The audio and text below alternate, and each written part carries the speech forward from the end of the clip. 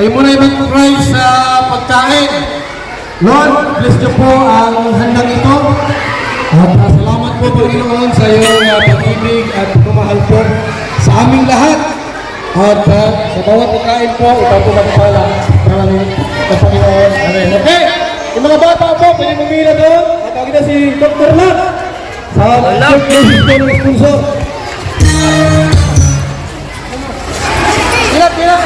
Grabe, no? Ay, mensahe po ni Sir Lilgin para kay Beyonce.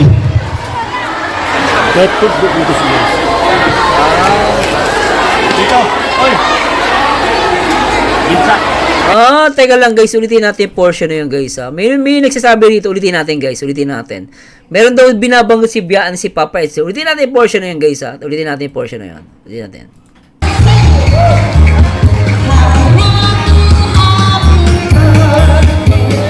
Ay, oo nga, love. Ayun, no? Ay! What the fuck? Nawindang ang mundo ko. What the fuck? Nananahimik ako dito, bigla na namang gumulo. What the fuck? Ba't sa Marzano? Tingnan niyo naman to guys. Ang lupet O tingnan niya guys, talagang laban tawag niya. Ulitin natin din sa portion to. Salamat guys, buti sinabi niyo. Tingnan niyo guys, ito tagin niyo guys. Sa umpisa pa lang dito, tinawag niya ng love si Beyonce. Ayan o. Yan ang love. Ulitin natin. Tinawag niya si Beyonce rito. Isa pa guys, pasensya na po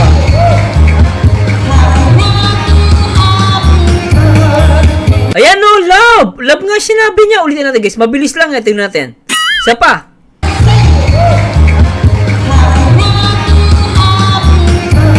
Love! Ayan o, love! Sabi niya, love!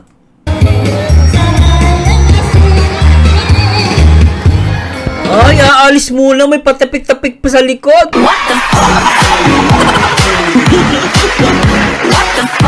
Ano to? Ba't ka nagpapaalam kay Beyonce? What the fuck? Sa Marzano, di ba? Pag boyfriend mo, dapat magpaalam sa'yo. What the fuck? Tama naman.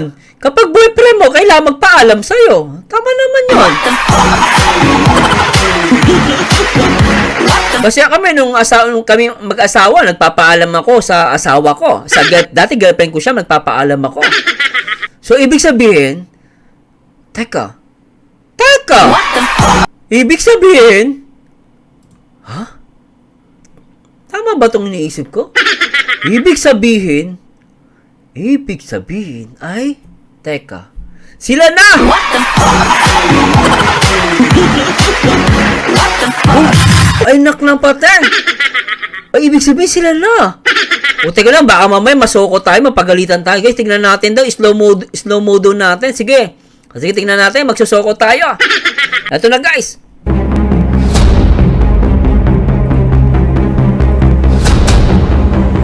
Sa tagpong ito, aalamin natin kung totoo nga bang tinawag ng love ni Papa Ed si Beyonce.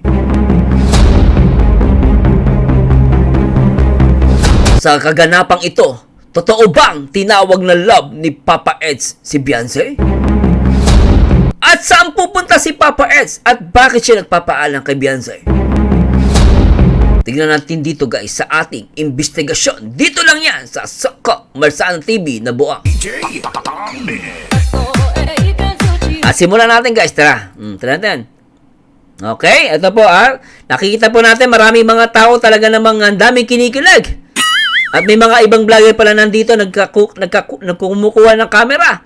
Habang sumasayaw ang mga tao ay talaga namang talagang sumugod si Papa Eds. Nakikita natin guys. Talagang sinugod ni Papa Eds si Beyonce Rita. At tingnan natin ang sasabi ni Papa Eds. Love! Ayun o, love! Ulitin natin guys love talaga sinabi niya. Ulitin natin. Isa pa guys. Ayan na.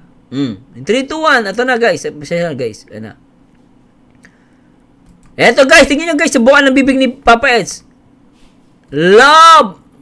Love! What the fuck? Love! What the fuck? Sabi niya,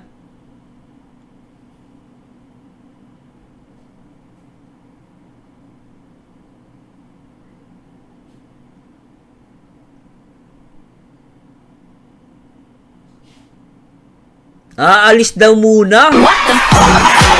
Parang dalawang beses niya sinabi, love, tapos love. Inulit niya yung salitang love eh. Parang tinawag niya nung una kasi hindi siya napansin. Ulitin natin. So, una, tinawag niya si Beyonce, love. Ayan, di ba? Ayan, oh. Love. Ayan. Tapos, inulit niya ulit, love. Ayan, love. Ayan. Tapos, sabi niya, love. Ayan, oh. Aalis muna kami. Ayun. O, di ba si Kuya Brooks titig na titig. Ulitin natin yung portion na yun, guys, ha. Ulitin natin yung portion, pasasya lang po. Ibistigahan natin. Ulitin natin.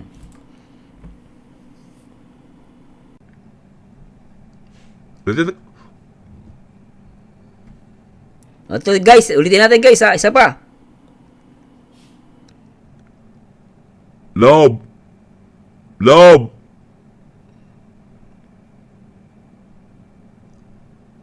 Alis muna kami. Ikaw nang bahala. Mag-ingat ka. I love you. Mwah-mwah. Chup-chup.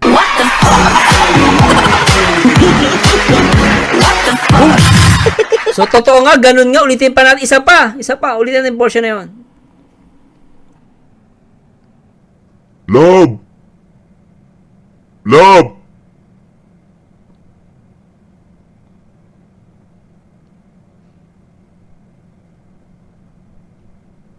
Aalis muna kami.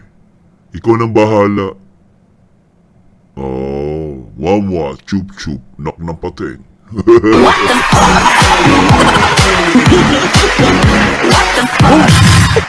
Grabe, guys. Tapos na usapan. May panalo na.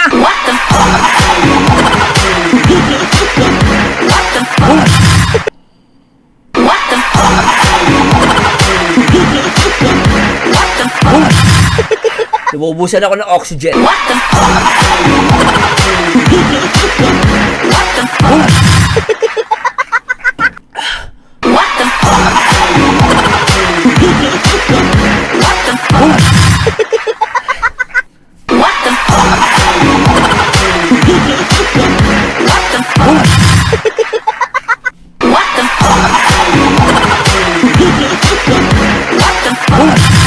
Sila na talaga.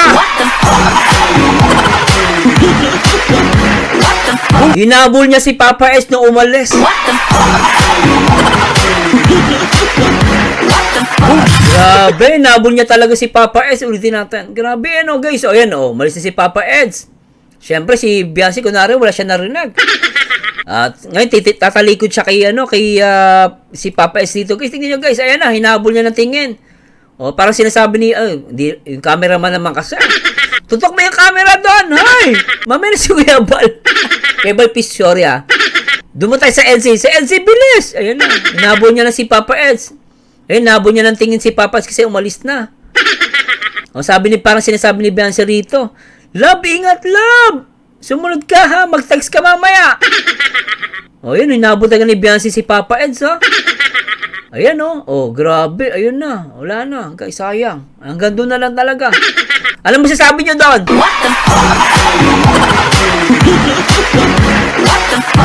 Alam mo sasabi nyo? Sabi ni Pro 1, 2, 3, Sir Mars, sabi ni JJ, narinig niya sinabi ni Eds. Ano sinabi? Ano sinabi? Grabe, Bicolana Channel. Grabe, camera yan. Daig pa shout, shooting ng artista, isa lang camera. Oo nga, Pero ang LC, grabe, kahit saan ka tumingin, may camera.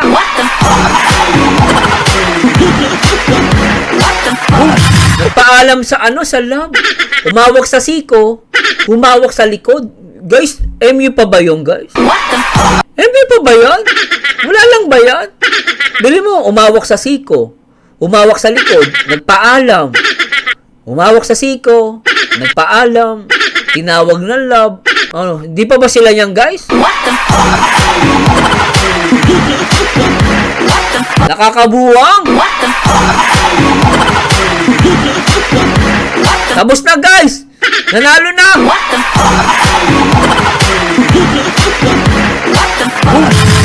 Binak na pating talaga. Isa pa nga, ang ganda ng portion na yan, guys. Ulitin natin. Talaga medyo nalungkot si Beyonce doon. Umalis si Papa Eds kasi nalungkot siya. Grabe talaga, Ulitin natin, guys. Grabe. Isa pa, guys. Ulitin natin, Grabe to, Isa pa. Love! Love! Aalis muna. Love. Aalis muna kami ni JJ. Mag-iingat ka, ha? Mwa chuchup, I love you. Ikaw na bahala dito.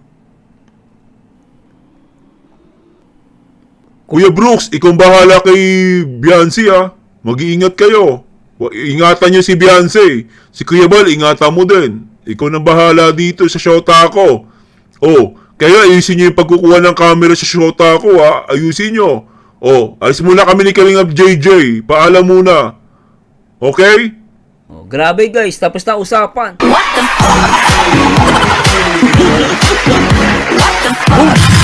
Wala na guys, talagang tapos na usapan dito. Talagang hinabol ni Beyonce yung shota niya. Sorry po, nabibigla lang ako. Sorry po. Kasi para sila mag-boyfriend na.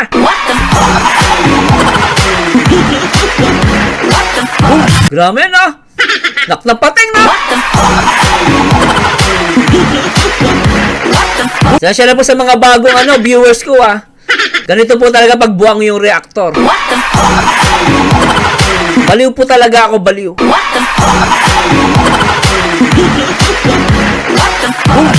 Naknapating ta. Tuloy natin. Message si Sir Judy. Mamaya na yan. Mamaya na. Ayan, may message daw si Sir Layudi. Pakinggan natin. Mensahe ni Sir Judy. Para kay Beyonce. Pakinggan po natin. Sige lang. Uy, teka, may baliw dito. May baliw dito. Ito, may gusto ko to. Ito, baliw to. Oh, grabe. Sabi ni Bebs Bagilidad. Kaya siguro nakukonsensya si Beyonce sa Paris niya kasi sinagot niya si Edu.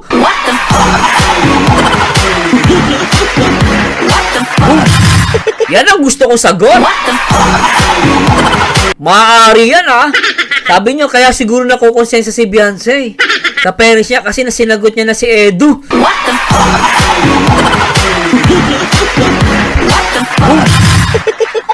Grabe.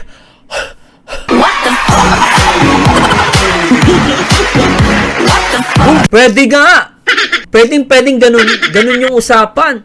Uy, Ma'am Gemma Cabrito, thanks so much. Grabe, nagpaulan si Ma'am, 250 pesos. Grabe yan. Ma'am, thank you so much. Maaring ganun nga eh. Maaring nasaktan si Beyonce. Talaga siya, nakukonsensya. Maaring ganun, guys. Ito opinion lang naman. Di naman natin sinasabing totoo. Baka sabihin niyo, pinipilit ko kay guys. Opinion lang naman to.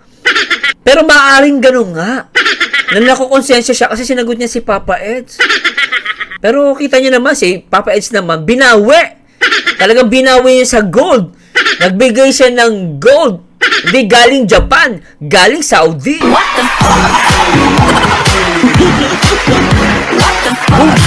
At ang matindi rito guys, nagpapaalam na siya at tawag pa niya love.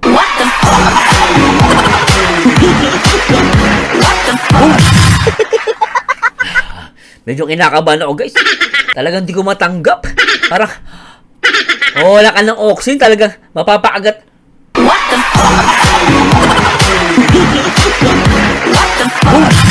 Sabi ni Penny Sidamon, sabi naman nung ina, okay lang daw basta magtapos ng pag-aaral, pwede.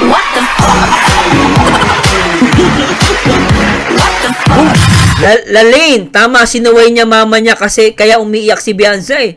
Kasi nga sinaway niya mama niya, wag muna mag-boyfriend.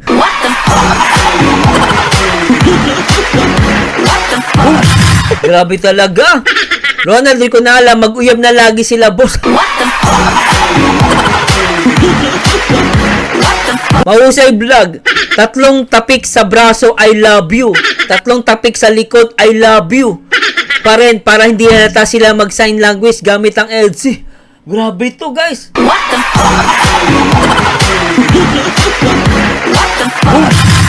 Grabe talaga. Sabi nila Laser, nung sa vlog sinabi ng mama ni Beyonce na ingatan lang si Beyonce. Ala, pwede.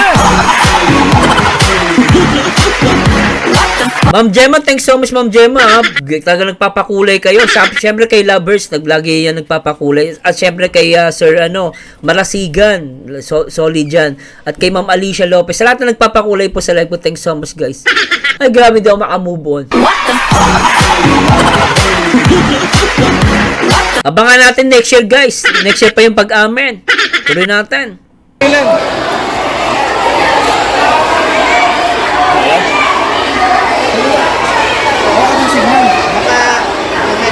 Speaker.